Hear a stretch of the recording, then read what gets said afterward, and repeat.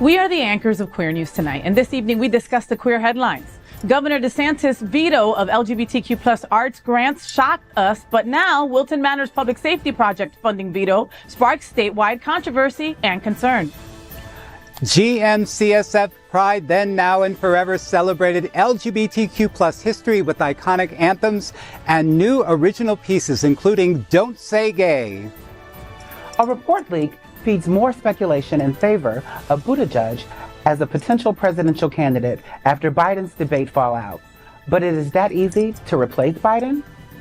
Dr. Jenna Brownfield stresses ongoing LGBTQ plus support and recognition beyond Pride Month celebrations, especially in the election year we're witnessing. SAGE highlights LGBTQ plus elders' struggles with caregiving from aging friends, healthcare bias, and discrimination in housing. Good evening, everyone, and welcome to Queer News Tonight. This is the world's first and only LGBTQ plus daily evening television news, broadcasting live and available on demand on your favorite streaming channels. We are proud to announce that YouTube has recognized Queer News Tonight, certified by analytics company vidIQ, that we have had more than 9 million views, thanks to you. It is Monday, July 8th, 2024. We are live and literally out of the closet and into the headlines. So many of your important stories we're going to tell this evening on Queer News Tonight.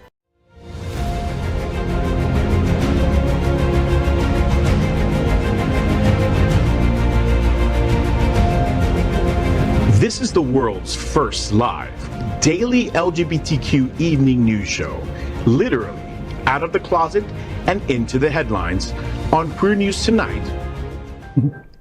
This is the world's first and only unedited live LGBTQ plus evening news show. Whatever happens unique in LGBTQ plus news, you will see it and hear it. Hotspots Magazine Happening Out Television Network is a nonprofit 501c3 media company in the same model of PBS and NPR, but designed for the LGBTQ plus community. Our mission is to support the 11 pillars of our LGBTQ plus community. We want to inform and educate the key issues of our queer culture, the Black community, Latino, lesbians and queer women, trans, students and youth, seniors, HIV and AIDS healthcare, business, social justice, and faith. Help us support our community. We are part of one of the largest LGBTQ plus nonprofit media companies in America, Hotspots Magazine and Happening Out Television Network. In 2024, our magazine is celebrating 40 years of the LGBTQ plus experience, and our television news, talk, and entertainment shows support our mission to educate the LGBTQ plus and broader community. That's right, Dale. And let's meet tonight's anchors at Queer News Tonight. Let's begin with the woman herself, my sister from another mister, Adrianna Tender. She's the program coordinator with Trans Inclusive Group and owner of Tender Love and Care Trans Mentoring. She serves on the National Board of Governors of the Human Rights Campaign and is vice president, call her Kamala, of the Dolphin Democrats, and on the board of Black LGBTQ Liberation. Adrianna, Trans Inclusive Group, second Thursdays. Voting Rights Edition is on July 11th. Tell me what's happening. So, the Human Rights Campaign, along with Voting is Local and TIG and several other community partners, is having a listen session for our transgender and non-binary community. So what we're doing is we're going to educate the trans and non-binary community on what's going on and voting, and we're also going to see what does the community need. Do they need to have people register for mail-in ballots? Do they need ways to the poll? Those are the conversations that we'll be having. And those are important conversations. We have to get the people to the polls however possible, you know? So if someone needs a ride or whatever it is, something like this is somewhere that you should go and get the information needed, especially in this election year. And we'll also be having an organization there that's going to be able to help people with their IDs and stuff. You know, that's very important. You know, a lot of trans people don't necessarily have the identification to what, you know, they would prefer to be called. So we're going to have an organization there that's going to be able to help assist with paying for that as well. Yeah. If you need your gender marker change or if you need your name changed on your license. Okay, Trans Inclusive Group, second Thursdays, Voting Rights Edition, July 11th. Get all the information online and be there. Next up, let's welcome Edward Otto. I always mess up your name, Edward, every single time. Yeah, like we're here how many different times and I'm like, ugh, sorry. All right. Let's welcome Otto Zielke. There it is. From a successful career in financial marketing to his current role as the Director of Marketing and Sponsorship for the Gay Men's Chorus of South Florida, Edward's journey is marked by accolades and achievements. The Gay Men's Chorus of South Florida is one of the largest and most important LGBTQ plus cultural arts organizations. So Edward, Greater Fort Lauderdale LGBT Chamber of Commerce July Mixer is coming up July 16th at the Bahia Mar, Fort Lauderdale. Tell me what's happening. Yeah, so it's the Chamber of Commerce in Greater Fort Lauderdale usually does a once a month mixer. This month it's at the Bahia Mar. And, I remember when I first arrived in Fort Lauderdale area and I was trying to find work, these networking groups are so important to our community because you get to network with business people that are mostly in the LGBTQ plus community, allies. You see companies and you see brands there. So it's a good way to start, getting to know, who are the people that you may want to work with. So I always enjoy a good mixer now and then. For sure. So sign up for the mixer and bring your business cards. Do people still have business cards? No, people just go, here's my phone, right? Yeah. That's it. Yeah. Next up, let's welcome anchor Jamaal Starks, aka Porcelain. Look at that skin, baby. Flawless. Jamaal is the president of Impulse Group Miami, a spiritualist, a wellness advocate, a coach, and he also walks as sex siren in the ballroom scene with the House of Gorgeous Gucci. He's a board member of the Legacy Builders Consultant Group and is a certified yoga instructor at the Miami Life Center in Wynwood. Shout out to Miami Life Center. Love you guys. Jamaal, so you present Sensual Vinyasa Flow. I love that. Yeah. Sensual Vinyasa Flow. Every Saturday at Miami Life Center. Tell me what's happening. 11:30 a.m. Get up and come see me at the Miami Life Center.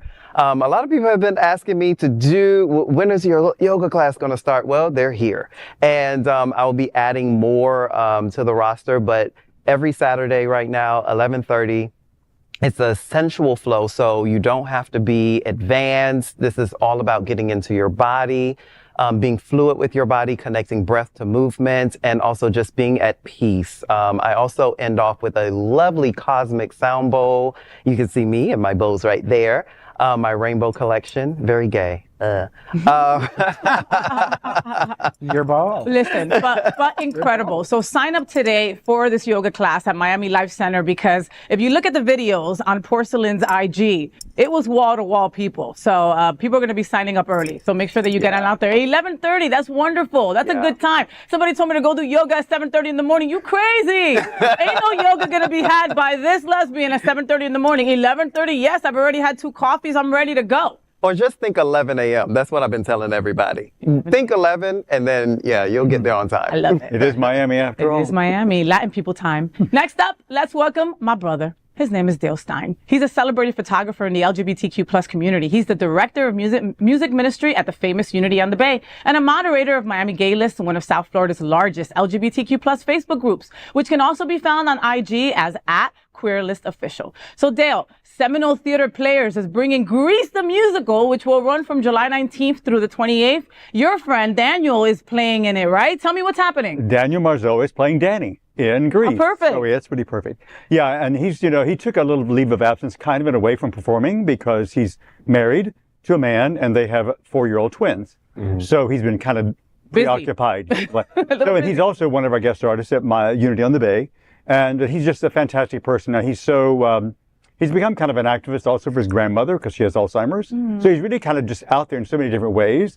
But I think it's also great to support someone in the community who's a gay married man with children. Yeah. And we're going, and it's Seminole, it's far south, it's Homestead. So it's going to be a little of a road trip, but check it out online. Listen, me and Dale are going and we can't wait. We're going to go watch Grease. Grease is one of those all-time loves. For anybody who loves musicals, you remember Grease as one of the first ones that your heart felt that music go inside you, you know? Totally. So I'll travel to Homestead, I'll stamp my passport, and I'll support. Right? Right. Yeah. And of course, this is tonight's lead anchor, FayWhat. She is a legendary events hostess, host and hostess, television and radio personality, and the host of the FayWhat show on Mondays at Hotspots happening now. Faye, Broadway Brunch, a concert benefiting Julian's Fountain of Youth, will take place on July 14th. Tell me what's happening. Yes, so Broadway Brunch, a concert benefiting Julian's Fountain of Youth, will take place at 1414 on 26, located at 1414 Northeast 26th Street, Fort Lauderdale. Doors open 1 p.m. and the concert starts at 2. The concert will end around 3:30. Broadway Brunch will feature the talents of Christopher Calhoun, Heidi Salonia, and Jamie Maddox. Christopher Calhoun appears courtesy of Actors Equity Association. This will be his last concert in Florida prior to moving to New York City this fall. Okay, this concert is going to be having the biggest songs on Broadway, led by the direction of Cheryl Barth. The show celebrates the work of Julian's Fountain of Youth while noting the importance of the arts and LGBTQ plus culture, especially right now. The arts is so important. All monies raised will go back to Julian's Fountain of Youth, ensuring this very important organization is able to continue its work, enriching, empowering, and educating LGBTQ plus youth. Okay, tickets are available at eventbrite.com/Broadway Brunch tickets. We are the reporters for Queer News Tonight, and this evening we begin with the queer headlines. The LGBTQ plus community in South Florida and across America is diverse. Our community across the world is vast. And here are the bullet points of the queer news for today, Monday, July 8th, 2024. First this evening, let's begin by queering up South Florida and Florida. DeSantis vetoes security upgrades for Wilton Manors. Community asks if another don't say gay. Governor Ron DeSantis' recent budget vetoes have stirred controversy and concern across Florida, particularly in the arts and culture sectors. The governor's decision to veto over $32 million in grants affecting hundreds of organizations statewide has drawn criticism for its potential economic and cultural impact. Across Florida, organizations like the Gay Men's Chorus of South Florida, Master Chorale, and Island City Stage face uncertain futures due to these cuts. DeSantis defended his actions by citing concerns over content in some arts programs, labeling them as sexual, ignoring their diverse and educational purposes. However, it is not going to end there. This week's Wilton Manor City Commission meeting revealed that the governor line item vetoed security monies for the city as well. Funding was for the Transparency and Public Safety Project. It was designed for cameras and installation of surveillance in public areas. It included other security enhancements that were believed important for a largely LGBTQ plus community like ours. These funds were already approved by the GOP supermajority in Tallahassee.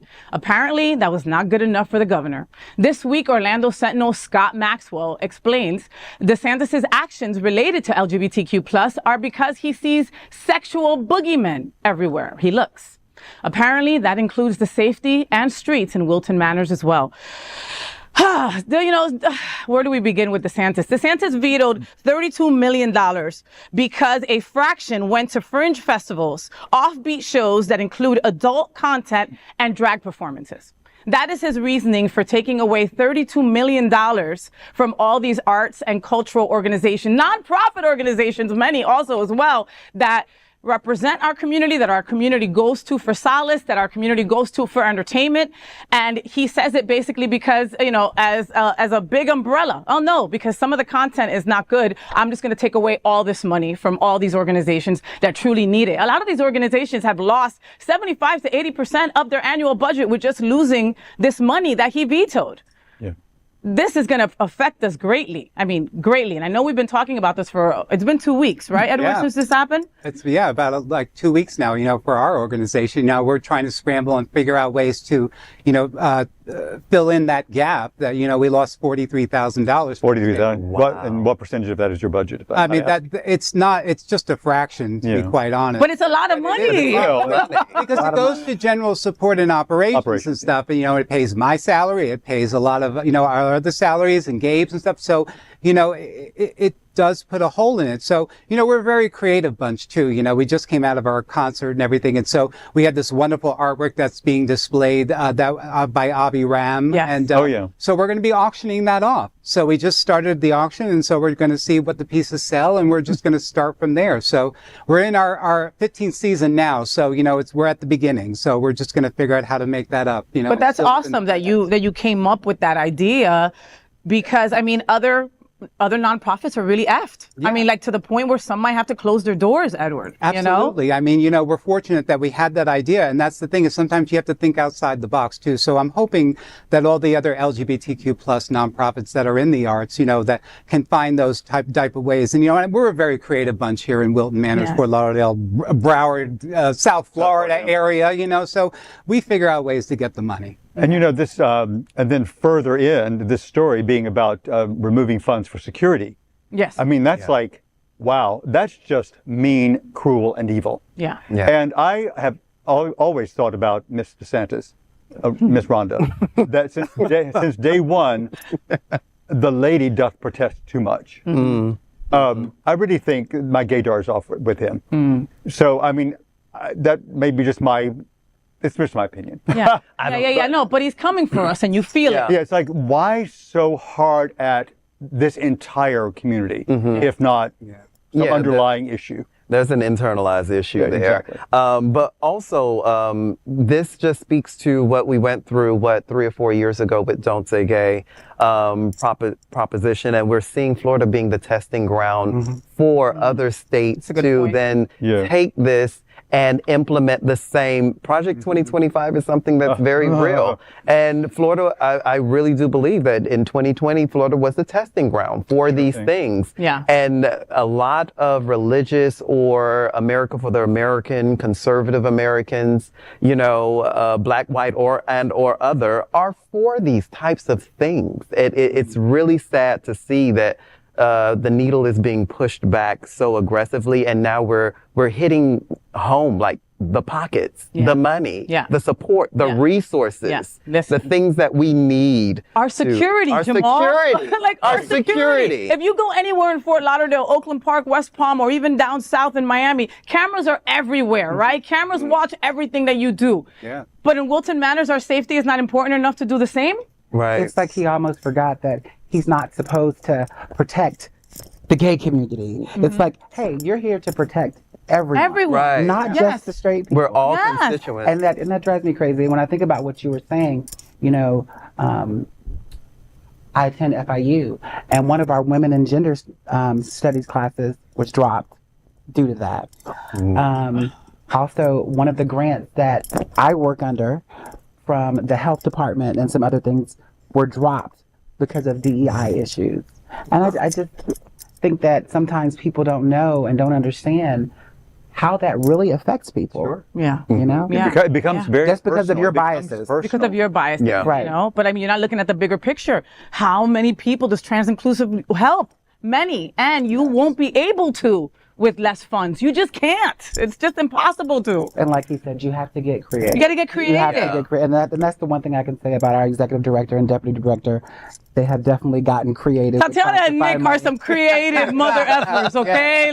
So trust, I'm not worried about that there. But still, their jobs are already hard enough. Your job is already hard enough. And now you're going to put fundraising, which is probably the hardest thing to do, on top of your plate as well. Extra energy that we don't need to expend, or that we need to be pouring back into our own community. And what people don't really understand is that legislation like this not only hurts us, but it hurts them as well. These things hurt other people. Transphobia, homophobia, all of these things are hurting humanity as a whole. So we all suffer when these things come down the pipeline, because you don't know, you could be next. Right. It's true. Right. Listen, there have been 2 encounters that I've had in Wilton Manors, the safest place for me. I feel safe there. Right. But I was doing an interview, and I think that the person thought I was trans. It's happened in the past. No biggie. And the person tried to attack me, and we had to call the cops and everything. And I'm fine. It doesn't make me not go back to Wilton. Right. This is part of something that we deal with all the freaking time in our community. Right. We're marginalized. This is what freaking happens. But if there were security cameras, maybe that person could have been caught, right? Or if there were security, you know what I mean? It's just, and just like both of you said, you're not only protecting LGBTQ+, we have a lot of straight people who also spend their hard-earned money in Wilton and spend their time with us, Is their safety also in jeopardy? Yes. Of course. I mean, it's a tourism, problem too, I mean, all the businesses will definitely, suffer from this as well. It's just a ripple effect. Well, anyway, let's queer up South Florida and Florida. GMCSF's commission song, Don't Say Gay, which becomes Florida's protest anthem against hate. The world, America, and South Florida have finished another celebration of June Pride Month. Here in Fort Lauderdale, it was marked with the largest Stonewall Pride Parade and celebration in history. Stonewall National Museum made history by reenacting the riots at New York's Stonewall Inn on June 28, 1969, complete with police involvement from 6 South Florida police departments. But one of the most interesting commemorations was done on Saturday, June 29th at the Parker with the Gay Men's Chorus of South Florida's concert, Pride Then, Now, and Forever. Very notable of this year's GMCSF concert was a celebration of anthems for the queer community like It's Raining Men, Dancing Queen, Heather Small's Proud, and Cher's Believe, but that was not what stopped the show. It was 2 original world premieres written for GMCSF. The first was titled We've Come Through the Storm, written by Tom Nichols and composer Dan Chadburn, both based in Fort Lauderdale.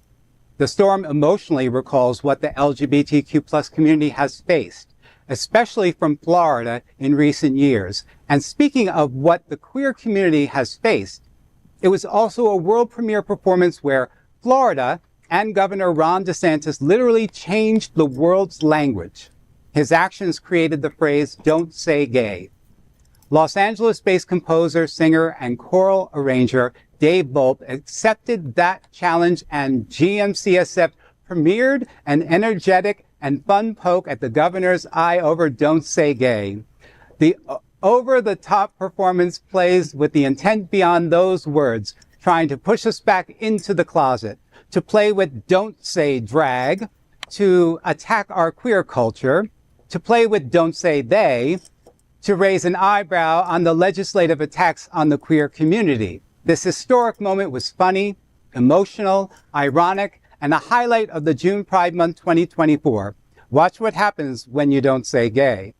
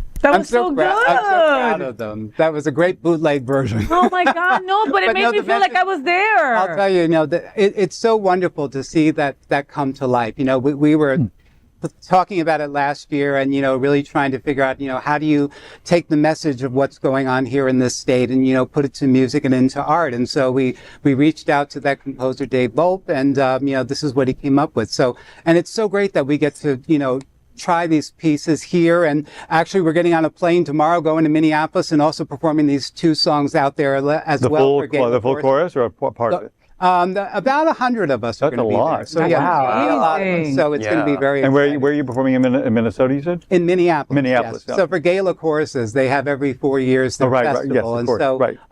We've done it here in Miami. Yeah, exactly. Miami, So, but yeah, I'm just so happy with them. I'm so thrilled, and it's so good that we get to showcase, LGBTQ plus composers, that's another, staple in there for us. Yeah. So it's so important that these are the type of people that, that are working with us, and we're so blessed. And the freaking talent. Yeah. My God, Gabe, if I could just have the talent that he has on his pinky nail, man, I would be.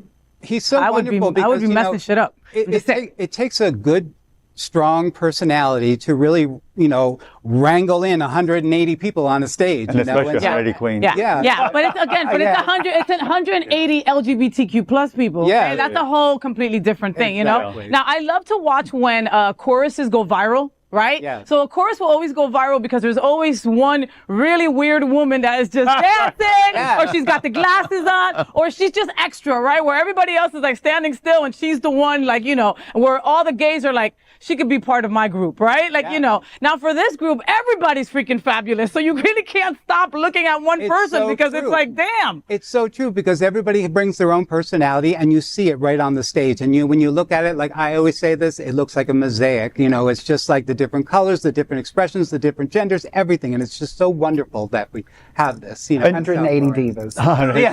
Right. Plus. Yeah. Well, I mean, and no one knows more about conducting 180 divas than Dale Stine. Well, I haven't had that many in my. I wish I had. I know about conducting, and I know about conducting divas. So that's a big undertaking. But it's also it's so important politically. Yes. To be making this statement in this moment in time based on what we're going through. Yeah. So and to come from Florida with the statement is even more powerful because of our governor and our fact, the house, everything we have here. Yeah. And the fact that these other choruses that are going to hear it in Minneapolis, they're very excited to hear it too, because a lot of people then will want to do this too. So, it's blanketed throughout all of the states. You can perform this anywhere. So it's going to be really And it will have a ripple effect because then it will go out to the rest of the country. That's what we're hoping. Yeah. I wish that they would take this, like the Republican Party uses Florida and goes to these other states and uses our legislation. I wish they would take this and run with that. That's what we're hoping. That's exactly what we're hoping for. Well, we love it. We love it. Folks at home, if you want to watch it again, it's going to be on YouTube, all right? So just watch it as many times as you want, and you could pick your favorite singer. And click the thumbs up button. Yes, true. Thank you. Next, let's clear up politics. Social media speculates on Pete Buttigieg as Biden replacement amid his debate fallout. Amidst discussions sparked by President Joe Biden's recent debate performance against former President Donald Trump, social media has erupted with speculation about a potential replacement candidate, with Secretary of Transportation Pete Buttigieg emerging as a prominent figure in these conversations. A secret potential candidate list was leaked this week. While President Biden has affirmed his commitment to remaining in the presidential race despite criticism of his debate performance, online discourse has turned to Buttigieg as a viable alternative.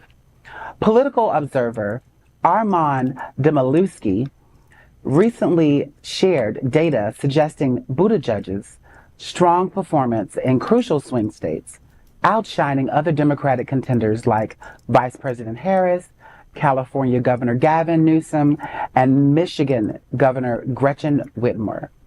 This data, reportedly leaked from Future Forward's research arm, Open Labs, has ignited further speculation about Buttigieg's potential electoral appeal. However, commentators have also raised considerations about Buttigieg's ability to galvanize support across key demographics,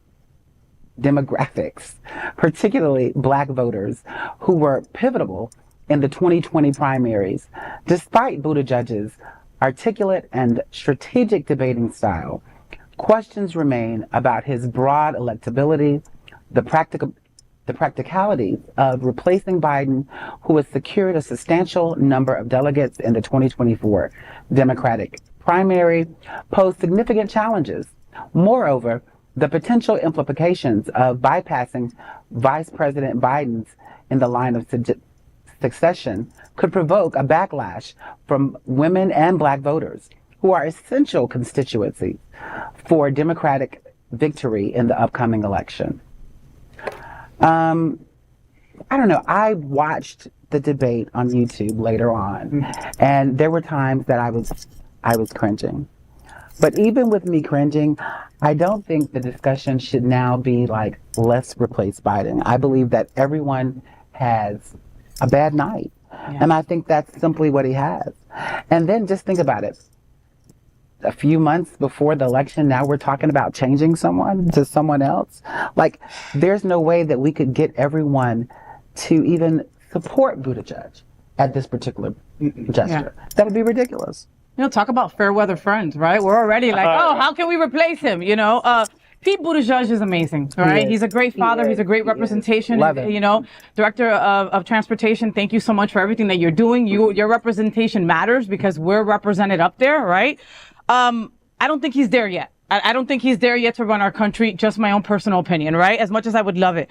Gavin Newsom, what the hell, man? You gotta run. Okay, that's what that's what I would think. The debate was painful to watch, right? Yeah, I only watched for it. I was in Medellin, okay, in the world of just beautiful springtime, and I was watching this, and it was hard to watch, right? It was hard to watch. I have hosted many things, and I have messed up on stages, and I have messed up on speeches, and you know, we've all messed up during our stories and stuff like that. We all have a bad day, and that's exactly it's supporting in what Adrianna said. Biden had a bad day, all right, and Trump wasn't even fact checked on anything that he had said. He was just spewing out nonsense, and people were just taking it as fact, right? That whole debate was a debacle, was what it was, you know, and that should not be the reasoning for us to just say we're going to replace Biden. We don't have the time to. Anyway, It can't happen right now. Yeah, and the all that and more. But Biden, that's a whole topic of conversation, of course, right? Biden and what he went through and blah, blah, blah, blah, blah. I mean, Buttigieg I met recently because I photographed a fundraiser. And, you know, he is just so, I mean, I've thought since I first heard him, he's so eloquent. He's so just spontaneous and heartfelt and passionate. I think he's just amazing. And I think he will one day make an amazing president. I don't know if he's not there yet, but I don't think the country's there yet for him. True. Because if they're not ready for a woman, which has been difficult as we've seen, how they can be ready for a gay man. I mean, so, and I think also to the point that was in the story, to just gloss over Kamala Harris is just shady AF. Mm-hmm. Yes. And just, it's hard. It's really bad. It's just bad. Yeah. Take a breath. Take a breath. This is the juncture where I believe Democrats got to play dirty. It's time to stop going with this moral compass. It's time to play dirty. Republicans play dirty because they can. They're like, we're here. Can't win otherwise. It doesn't matter. They play the way they play hardball, and Democrats always have this sort of. And you know, I'm not a really two-tier party system person. I don't really like the election process for many reasons. It's unfair to marginalized communities, especially Black and brown folks. It's unfair, period.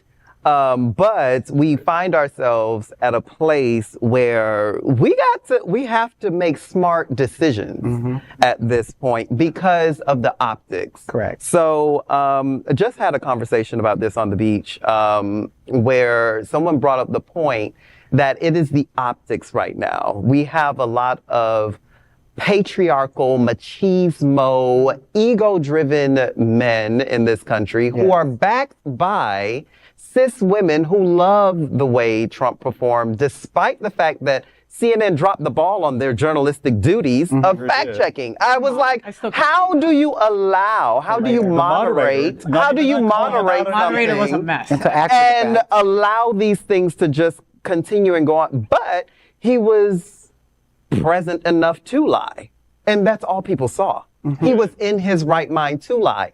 And when people look around at their lives, they're like, I can't give up my finances. I can't give up if the American economy they want someone strong driving them. It's just the optics. It's just the way it is. And so I dare to say that it's also homoerotic how people go up for Trump. Men, especially cis white men. I'm going to say it. With their flags and their trucks and their guns. And those who are white passing, who their proximity to whiteness, that they go up for this. It's horrible. The man is stupid. The man is vile. He's a bully. He told us to put bleach on the inside of us to get rid of COVID. That's it's really it's beyond annoying, because those of us who lived in New York knew of Trump when he first came onto the scene, and so he's just been vile from day one. So that's what's really frustrating in the media, is how they're playing up so much of Biden's lack of performance. And I mean, there's been talk about the other one's lies, but not to the extent that there's been the talk and this calling. Why aren't they calling for the felon to drop out? I mean, I see both sides. I mean, I was listening to an NPR interview with somebody, and they were saying Kamala should be in. They shouldn't make her do it. And I felt myself getting excited about it. I mean, because I'm just listening to the interview. I'm like, I could get really excited about that. I have some feelings about that, about sacrificing the black woman. I'm sorry. I'm sorry. Every time we come to an election, the black and brown population, especially women, black women, save America. Please save America. Wow. 57% of white women voted for Trump the first time. And there was a sign, a meme that went around of a black woman holding it up at the women's rights, was like 50% of these women voted this man in because of the proximity to power. And so every time we come to this juncture, it's save us, black people, save us. Y'all got to go vote. You got to turn out, like we have at the end of this story, which is if we bypass Kamala, then there's be a backlash from women and black people. But black people and black women are always the saving grace, always the moral compass when you look at the statistics of voting. Every single election, down to the community elections, black women are always the moral compass. That's why Biden is in office now. That's why he's in office now. So you don't think that I don't want you to sacrifice Kamala unless she wants to. Yes. Unless she is fully wants to. Unless she's fully in. But just to put her. She's the next in line? Yeah. That really Adrianna, bothers what do you think? I always play around calling you Kamala Harris because you remind me of Kamala Harris, right? And also I have a crush on you and I have a crush on you, so all of that. Anyway, but tell me what you think about that. You don't think it's sacrificing a black woman by doing that? I don't necessarily feel that way because she's the vice president of the United States and that's her job. If he was to die or something he was to be incapacitated, that's her job. That's her duty. She's supposed to be president.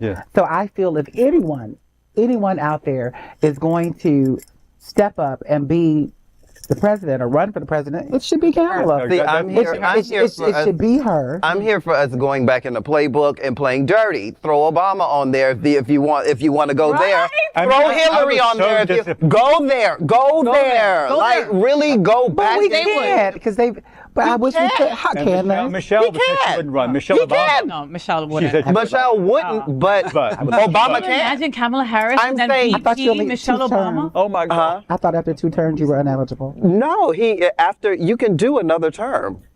After two, you have to have rest, one that you You have to have a moment. You have to have a moment. That's it. Edward, so let's go in our playbook. How do you feel about Edward? I mean, how do you feel about Edward? I would love that. Did you see the debate? No, unfortunately I didn't. So I mean, I did watch it on YouTube later on and stuff. And so, it was very cringy, sometimes, hearing, him stumble and stuff. But, it speaks to, his, obviously, he's very competent and, he's had a lot of issues growing up, with stutters and stuff. So, there's a lot of factors. One bad performance, yes, obviously you can't judge by what person, but, it does make sense. We're in unprecedented times now. Look, this is what we're with, and so, I think that the succession is that, if the president can't fulfill his duties, it goes to the vice president. And that's just the law that it is right now.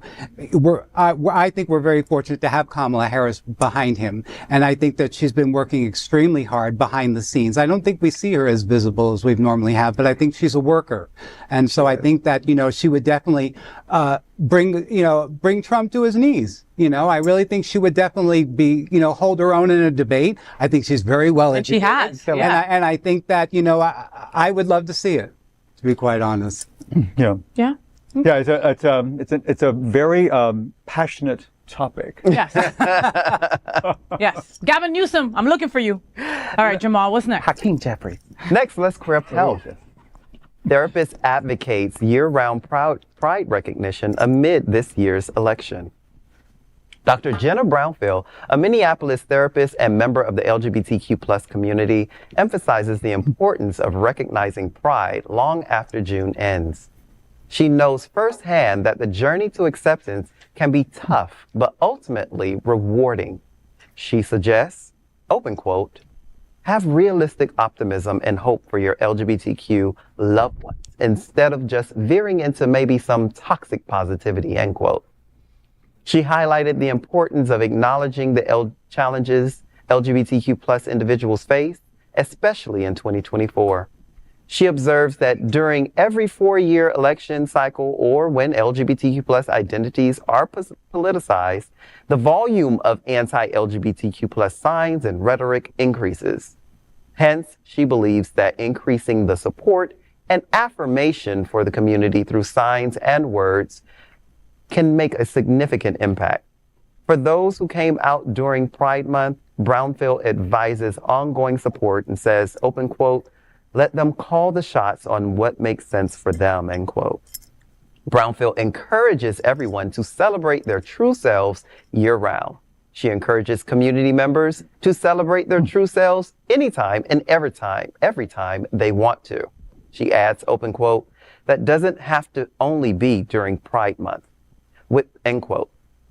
With the 2024 election just months away, queer mental health should be a front and center issue for our community. And I so agree with you, Ms. Brownfield.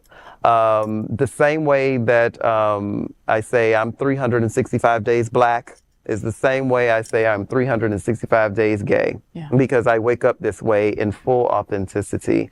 And I believe that it is hella important for us to really, I said this before, really redefine community and really redefine what it is that LGBTQ+ means as a community, not just a flag, not just a pride parade. We know this as the activists we are and advocates we are, but out to the community, just let's get more intentional about our community and what it means to be community and what it means to actually have pride and really live our true authentic selves, because that is the gateway to healthy mental stability. It makes sense. It makes sense. Dale, I'm going to ask you, toxic positivity. So it could be a bad thing. Okay, we go to Unity in the Bay. Okay, yeah, that's also known as spiritual bypassing. Mm-hmm. When you just make everything hunky-dory and just pretend that everything's great, and it's not. It never is. Mm-hmm. Everything is not always great. So bypassing all that seeming negativity, which is not, it's just a part of the piece of the pie of who you are. Mm-hmm. Embracing your fears, embracing your negativity, embracing all the things that frighten you will give you strength. Mm-hmm. Embracing your vulnerability is power. Yeah. Mm-hmm. And it's power just knowing that everything isn't okay, like you said, but maybe if we come together, redefining what community is, then maybe we will be okay in the future. And not feel alone, because that's where community is. You want to not feel alone. Yeah. To know that that there's someone on the other end of the device, the phone or the affirming whatever. Affirming. It's affirming to see, just like with Black people. When we see each other, we affirm one another. And that's how you know kinfolk, when you affirm one another. And as an LGBTQ plus community, affirming one another is very valuable to your mental health. It is a very important piece, because when you're interacting with the mainstream society and you're out and about and you're navigating, I always say microaggressions are not micro, they're macro, because they have an impact on the mental, they have an impact on the subconscious, they have an impact, and that's why a lot of people turn to escapism and drugs and things of these things of that nature. But when we really solidify ourselves, we get to start cleaning up and healing some of those things, because you're starting to affirm other people, to let them know that you're not going through this alone. There's strength in numbers, there's strength in the people.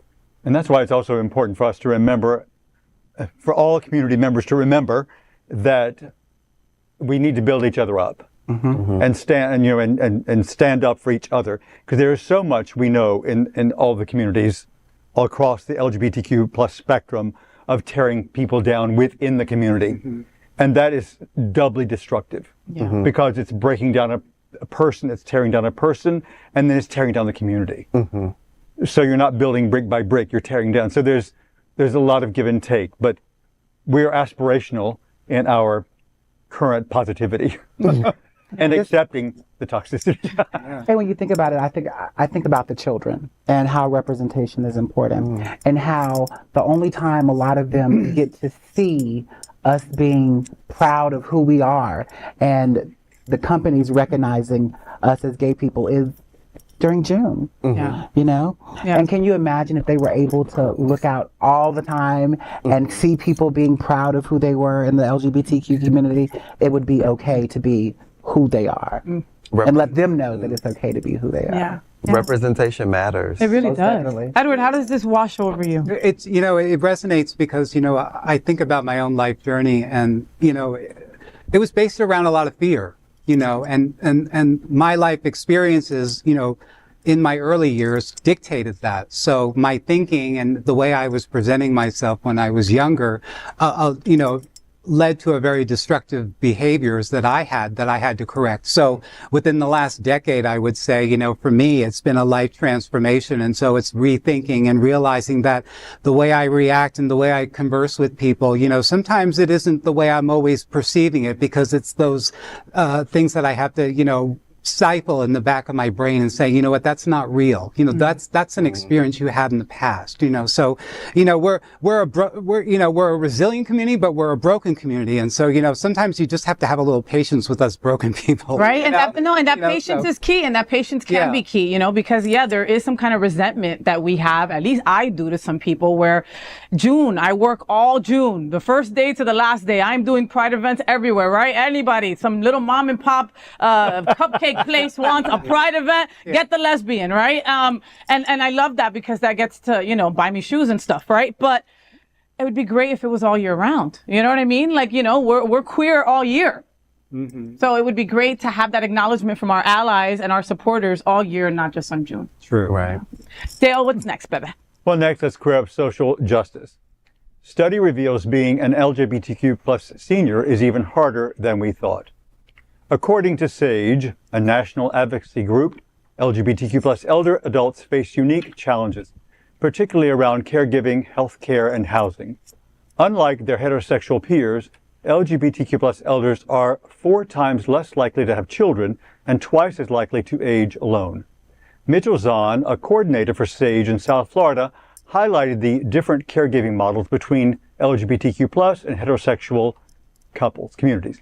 He noted that LGBTQ plus elders often rely on friends for care, a system that falters as friends age and develop their own health needs. Discrimination in healthcare is a major concern. Approximately 20% of LGBTQ plus individuals avoid medical care due to fear of bias. Transgender elders face even greater difficulties, with reports of abusive language from health providers and a lack of understanding about transgender care. Morgan Mayfair, Executive Director of Transsocial, has experienced prejudice firsthand and works to train medical professionals on best practices for transgender patients. Housing is another significant hurdle. Nearly half of LGBTQ plus couples face discrimination when seeking senior housing, and many elders feel compelled to hide their identities to be accepted in some communities. Over 60% of LGBTQ plus elder adults report feelings of isolation and lack of companionship. First of all, thanks for giving me the story. and yeah, it is, the older one gets, the more these thoughts, no matter how many people you know and how many people know you, and no matter how much support you have from anything, and no matter how much you think back in the day when you were young, you wouldn't get to that point of thinking that, you know what, you think that. It could still happen. It happens. And no matter, your elders know things because they're elders. And it just happens. You start thinking about these things. So, people in the heterosexual community think about, how am I going to get by? How am I going to get through? So add to that, compound on that, what we are dealing with as people in the LGBTQ plus community of possible isolation, possible aging alone, all those things. Yeah, the fears, they're there.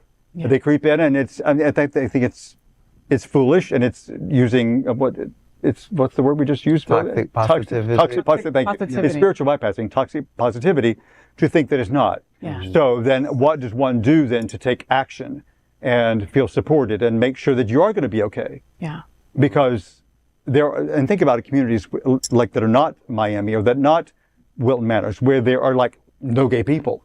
Yeah. What are those people going to do? So it has a big frightening component to it, no question. It has to. I don't think we take care of our elders like we should. You know? The community is so, this community is so youth oriented. We know that ageism is real. The ageism is so real. I remember being a young, beautiful man on the dance floor and seeing an older person, I didn't feel disdain.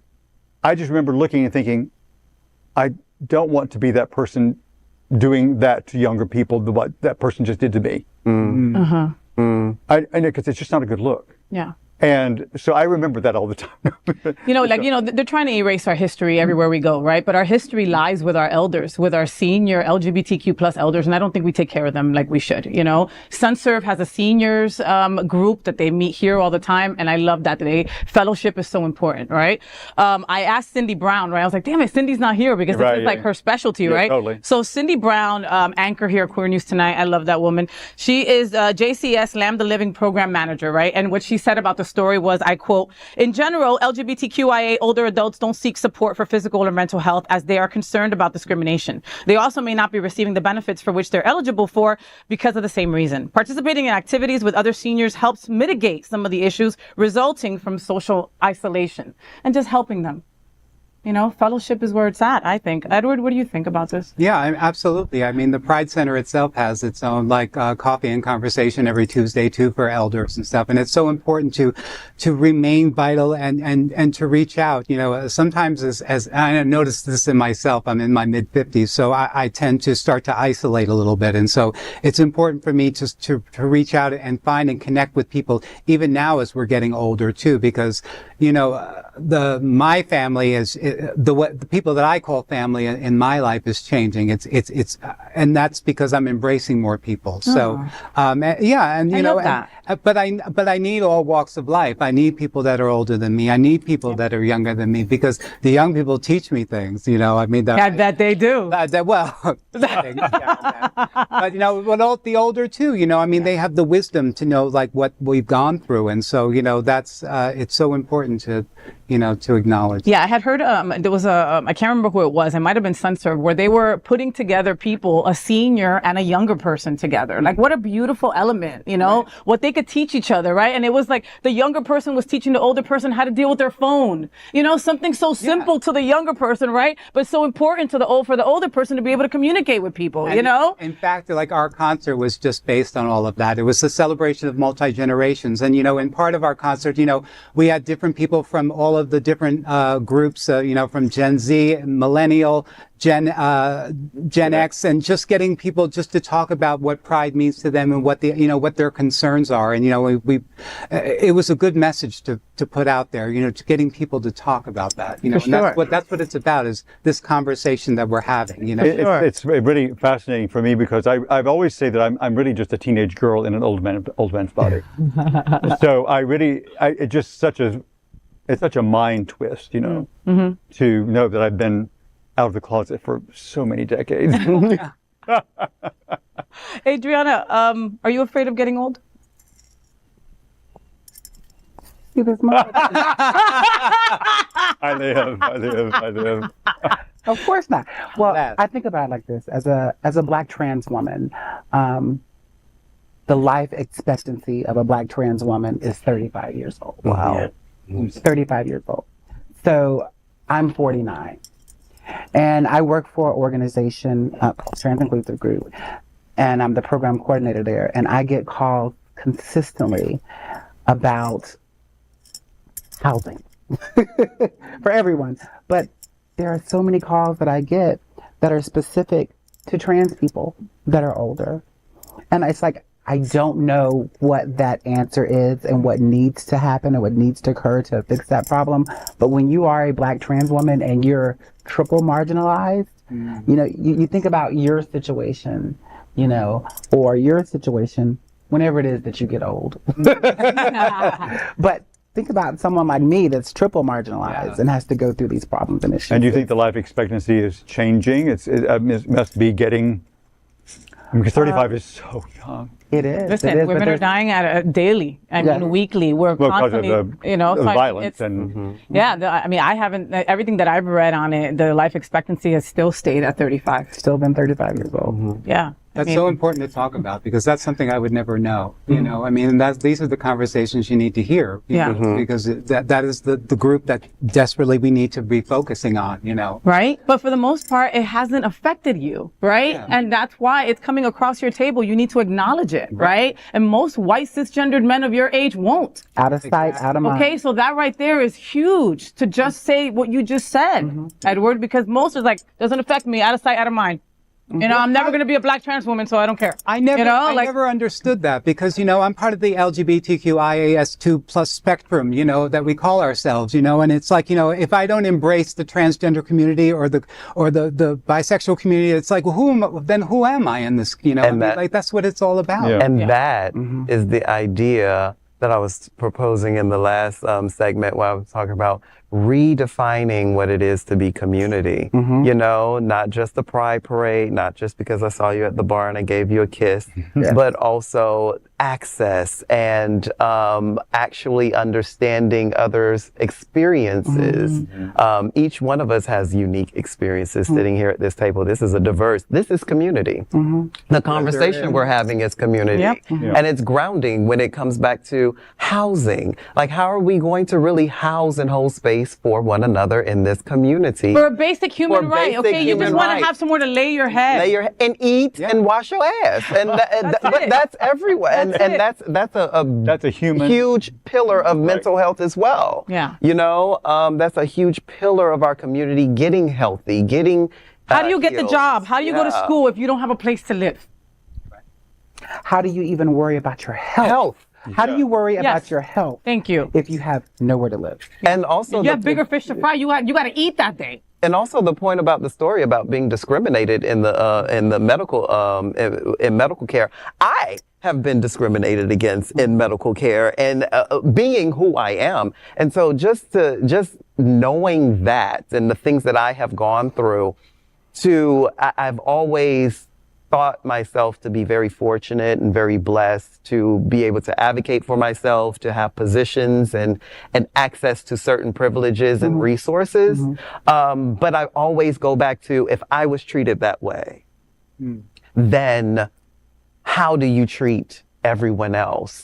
People who don't have the same, glow and hue and who aren't as porcelain, Who aren't as shy, you could be an older senior going through some stuff and you won't ask the questions, or you're treated in a certain way where you'll be afraid to talk to your practitioner. Defeated. You feel completely defeated. It's about us being intentional. That's what it is. People have to be intentional. Just like how you said, oh, I didn't know about this. Now you know. It's like, okay, well, how can I help? What can I do? Right. How can I assist? Help fix the problem. Yeah. And that's how we start. It is. That's how we start. Next, let's queer up travel. Visit Lauderdale invites you to Cirque du Soleil's Corteo. Visit Lauderdale is known for hosting and inviting exciting programs to ensure the party slays on for everyone visiting Greater Fort Lauderdale. This time, it welcomes all musical lovers to Cirque du Soleil Corteo at the Amarant Bank Arena Sunrise, directed by Danielle Finzi Pasca. This unique production has amassed over 10 million spectators in 20 countries across 4 continents since its 2005 premiere. Running from July 11th through July 21st, tickets start at $60.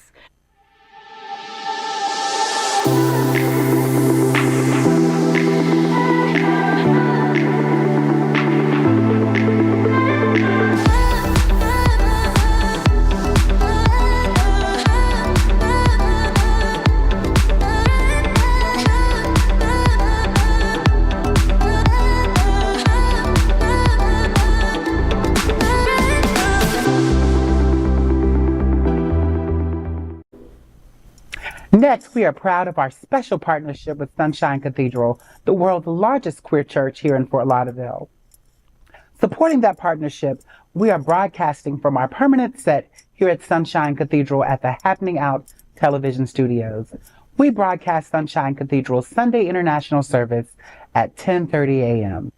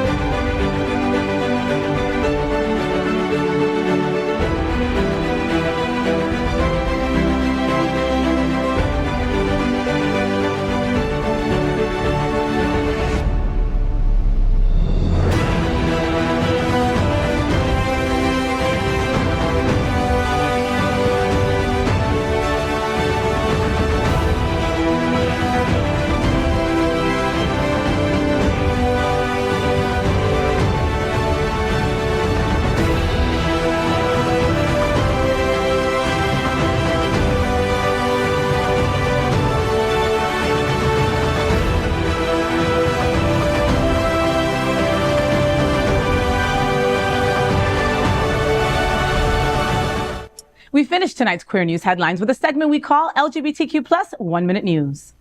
LGBTQ plus 1 Minute News. Let's queer up South Florida and Florida. SFAA's 30th anniversary gala and Hall of Fame ceremony on July 21st. The South Florida's Amateur Athletic Association, SFAA, South Florida League, is set to celebrate its 30th anniversary gala and Hall of Fame ceremony on Sunday, June 21st. This event promises an afternoon of celebration, reflection, and joy. Attendees will commemorate 3 decades of achievements and look forward to an exciting future together. Additional details on the gala will be revealed soon on SFAAsoftball.com. Join the league in honoring its rich history and the individuals who contributed to its success. I'm sorry, I said June and it was July for that. But I love that we have a gay softball league here. I mean, we have everything. It's so fantastic. And the chorus has sung the national anthem there as well as all of the other sports people that the teams that invite us to play, like the Marlins and stuff. So it's so great to see the representation through sports. Yeah, we have a couple of anchors that are part of the softball league. Julio Capo Jr. is amazing, right? And wow. and like I guess when they were like in the finals last year, you know, like you could just see him training, you know, and he's like a smart guy, right? And to see that he also plays softball, amazing, right? Like, you know, you're thinking that like we're not going to have a great team. Incredible teams play, you know, and they do such a great job. Now, when I think about softball, I think about lesbians, right? So that's why I got excited in the story initially. So I'm all about it. Right. Adrianna, what's next, baby? LGBTQ plus 1 minute news. Let's queer up gay culture. Here's one way to come out on TV. Hand me a tissue. A Minnesota news anchor feels 100 pounds lighter after coming out as a gay on live TV. In May, Jason Hackett came out as gay on NBC affiliate KARE 11's Sunrise show, where he's worked since January 2023. He says, quote, "A lot has changed in the last 2 months," end quote. Hackett had a message for others who might be struggling. He said, quote, "You're going to make it," end quote. Hackett's co-anchor, Alicia Lewis, commended his courage, as the meteorologist John Ziegler. And so does Queer News Tonight. All the very best to you, Jason Hackett. And as we wrap up the show, I want to share this with you. This is this month's cover of Lavender magazine. If you're unfamiliar, it's a local LGBTQ-focused magazine published here in Minnesota. So I was asked if I wanted to be on this month's cover and talk about my coming out story. And I put some thought into it and I said, why not? So a big thank you to the staff at Lavender and the Aliveness Project for making this process so amazing. So for people that really know me, my friends, my coworkers, some members of my family, this isn't some huge surprise. I've been living in a glass closet for the most part. But now I wanted to let you out there, the viewers out there that wake up with me every morning, to know a little bit more about me. And coming out to new people is never easy for me. I am so nervous right now, I'm not gonna lie. This is no doubt the most people I've ever come out to at once. But what me and Alicia and John and Cece and everyone here on Sunrise strive for is authenticity. And I can't preach that without being my authentic self. So I want to say a big thank you to KARE 11 for allowing me the space, more than any other station that I've worked at in the past 13 years, to just be me. I'm also thankful for my amazing friends, my partner, my family, and everyone who has supported me along this journey. And for anyone that is watching this now who is struggling to find acceptance or struggling with their family or their friends, take it from me, a gay, black son of immigrants. The road may not be easy. I won't lie to you and say that it is, but don't worry, keep going. You're gonna make it. I think that this is amazing. People out there, I'm black and I'm trans and I'm coming out. She was waiting for Pride Month to be over. Right. I think it's great, but I really can't wait till there's a time when we don't have to worry about coming out, being gay or being trans. We're just all accepted. Yeah. And, you know, Mr. Hackett just celebrated in his first Pride Parade in Minnesota this past week. And he was posting all about it. And you could just see, you know, he had the Pride colors around his wrist. Like, he just looked so happy. Like, you could just tell that, like, a big monster got lifted off him, you know? I mean, it's a beautiful thing. Congratulations and welcome, baby. And I am a Latina and I'm a lesbian. I just came out. Don't you feel lifted? I feel lifted now that I've came out. I feel lifted. And that's just not my butt helping thong. Yeah. LGBTQ plus 1 minute news. Let's queer up gay culture. Elphaba star Mary-Kate Morrissey stuns at New York City Pride with Defying Gravity. Mary-Kate Morrissey, Broadway's current Elphaba in Wicked, delivered a stunning rendition of Defying Gravity at New York City Pride. Sporting a Here, Queer, and Wicked tee from Gay Pride Apparel, Morrissey performed for her LGBTQ plus community amid a vibrant procession of queer people and rainbow flags. Known for her role as Janice in Mean Girls on tour, Morrissey, the 25th full-time Elphaba, has donned Elphaba's green for nearly a decade. Her Pride performance was broadcasted on ABC. I'm through with playing by the rules of someone else's game. Too late for second guessing. Too late to go back to sleep.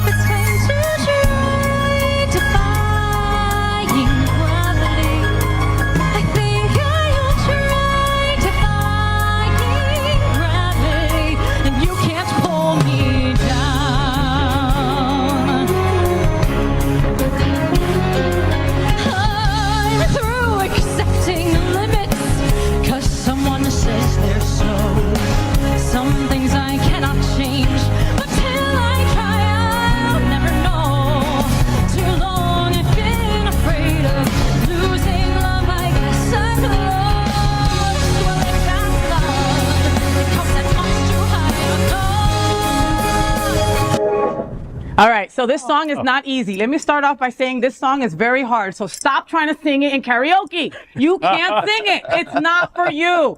Let it go. There, that's a better song. You could probably sing that. You could probably sing that. Defying Gravity is such an intentional song. I love that song. Elphaba finds power through her own outsider status, right? Everybody at this table knows what that feels like. And it's like, I don't know about you, but when I hear Defying Gravity, I always get chills. I always feel every single lyric for some reason or another because it just screams LGBTQ plus. Yeah. So this is just beautiful. It's breaking through limits, your own limitations, and just really just soaring and being your own person and just being. And it does speak so well to the LGBTQ plus community, that song and that whole score. So it's just wonderful. Yeah. And just by the way, she's been doing that role for 10 years. Wow. Yeah, that's a long time. Right? That's 8 shows a week. I mean, unless she's not doing the matinees, that's a lot of Defying Gravity. Right? And that's following in the steps of the great ones like Idina Menzel, I mean, that's not easy. Again, not an easy song. Stop trying to sing it in karaoke. What do you think, Jay?